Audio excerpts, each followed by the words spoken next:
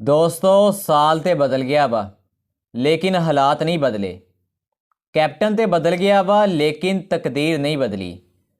Pakistan cricket team New Zealand के कोलों अपना दूसरा T20 मैच भी हार गई है। दोस्तों लगता तो यही सी कि पाकिस्तान क्रिकेट टीम न्यूजीलैंड के कोलों दूसरा T20 जीत जाएगी, क्योंकि पहले T20 मैच दे विच पाकिस्तान क्रिकेट टीम नूं शिकस्त दित्ती सी न्यूजीलैंड ने। उम्मीद यही की जाती सी कि खिलाड़ी कमबैक करनगे, दूसरा T20 मैच न्यूजीलैंड के कोलों जित लैणगे। लेकिन हुण ते तीसरा T20 मैच का भी खतरा लगता पिया वा कि किते पाकिस्तान क्रिकेट टीम तीसरा T20 मैच भी ना हार जाए।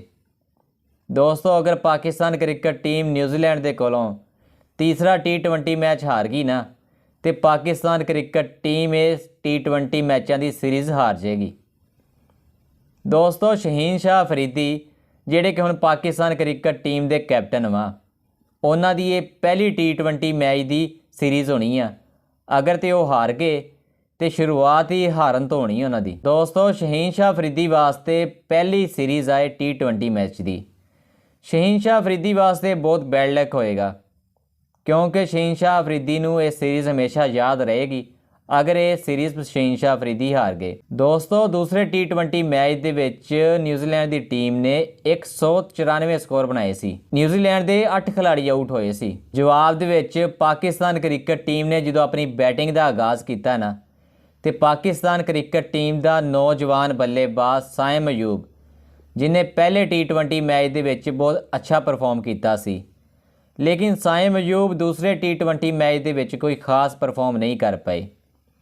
दूसरे T20 मैच दे विच साइम अयूब सिर्फ एक स्कोर बना सके। 8 के स्कोर के उत्ते साइम अयूब की विकेट गिर गई सी।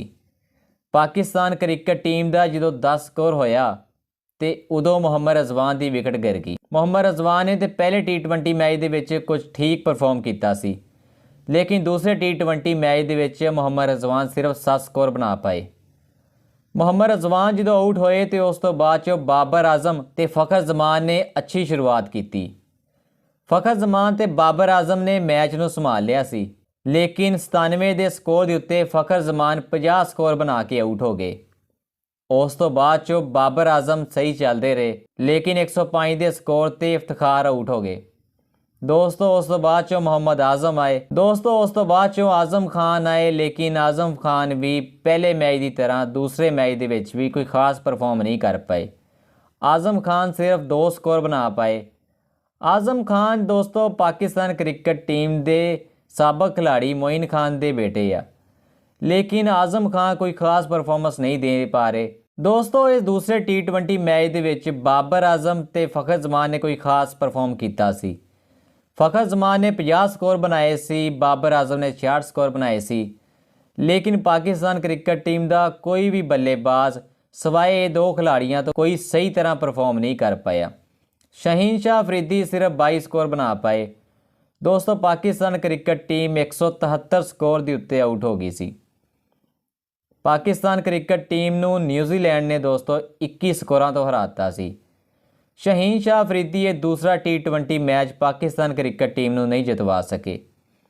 पाकिस्तान क्रिकेट बोर्ड ने बाबर आजम के कोलों इस्तीफा दवा के शहीन शाह अफरीदी नूं T20 का कैप्टन बनाया सी। पाकिस्तान क्रिकेट बोर्ड यही उम्मीद करता सी कि शहीन शाह अफरीदी ने PSL दे विच लाहौर कलंदर नूं T20 की ट्राफी जिताई सी, लेकिन दोस्तों पाकिस्तान क्रिकेट बोर्ड नूं यह उम्मीद सी कि शहीन शाह अफरीदी न्यूजीलैंड के कोलों पाकिस्तान क्रिकेट टीम नूं ये T20 सीरीज़ जितवाउणगे। लेकिन दोस्तों लगता तो नहीं पिया कि पाकिस्तान क्रिकेट टीम न्यूजीलैंड के कोलों ये T20 मैचों की सीरीज़ जित पाएगी, क्योंकि न्यूजीलैंड बहुत अच्छा परफॉर्म करती पई आ, लेकिन पाकिस्तान क्रिकेट टीम की परफॉर्मेंस जिहड़ी आ बद तो बदतर आ। साल नवा चढ़ पिया वा, लेकिन पाकिस्तान क्रिकेट टीम की परफॉर्मेंस उही आ जो साल 2023 दे विच भी सी, तो हुण साल 2024 दे विच भी पाकिस्तान क्रिकेट टीम की परफॉर्मेंस कुछ बेहतर नहीं है और ना ही बेहतर होंदी नज़र आती पई है।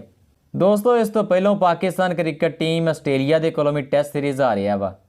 हुण लगदा तो इदां ही पिया वा कि पाकिस्तान क्रिकेट टीम न्यूजीलैंड के कोलों भी ये T20 मैचों की सीरीज़ हार के आएगा। दोस्तों तुहानूं की लगदा वा कि पाकिस्तान क्रिकेट टीम ਨਿਊਜ਼ੀਲੈਂਡ ਦੇ ਕੋਲੋਂ ਇਹ T20 ਮੈਚਾਂ ਦੀ ਸੀਰੀਜ਼ ਜਿੱਤ ਪਾਏਗੀ ਜਾਂ ਨਹੀਂ। ਹੁਣ ਤੀਸਰਾ T20 ਮੈਚ ਜਿਹੜਾ ਹੋਣਾ ਵਾ ਪਾਕਿਸਤਾਨ ਕ੍ਰਿਕਟ ਟੀਮ ਉਹ ਜਿੱਤ ਸਕੇਗੀ ਜਾਂ ਨਹੀਂ, ਮੈਨੂੰ ਕਮੈਂਟਸ ਦੇ ਵਿੱਚ ਜ਼ਰੂਰ ਦੱਸਿਓ।